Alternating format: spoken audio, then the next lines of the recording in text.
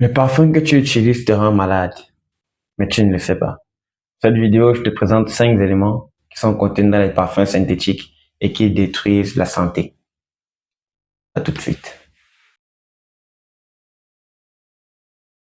Au numéro 1, on a la fragrance synthétique utilisée.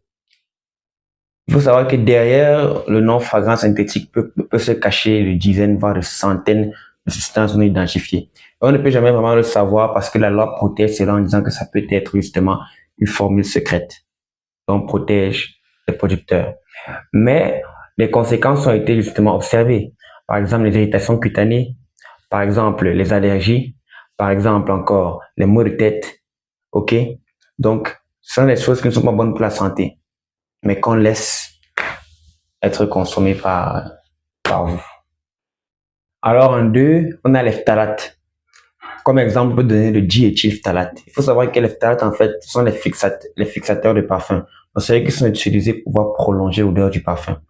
Il y a des personnes qui achètent des parfums moins chers et se vendent justement que le parfum dure 2 jours. C'est très dangereux. Faites attention. Ça veut dire en fait que le parfum contient beaucoup de phtalates. Il faut savoir que le phthalate était considéré comme un cancérigène. Un. Le 2, c'est un perturbateur endocrinien. Il va venir justement modifier, dérégler le fonctionnement de vos hormones, ce qui peut aboutir à de nombreuses maladies. De 3, il faut savoir que c'est un élément qui est très nocif pour le développement des enfants. Donc, évitez de mettre cet parfum-là sur vos enfants. Je vous en prie. Merci. Alors, en numéro 3, on a le musc synthétique. En fait, c'est un parfum synthétique qui est utilisé pour essayer de recopier l'odeur du musc naturel parce qu'il sent très bon. Mais le problème du musc synthétique, c'est que numéro 1, le corps ne l'élimine pas facilement. Donc, il va s'accumuler dans l'organisme. De 2, il est considéré comme un perturbateur hormonal. Et de 3, il se recouvre, on l'a retrouvé dans le lait maternel. Imaginez un peu votre bébé consommer ce genre de produit.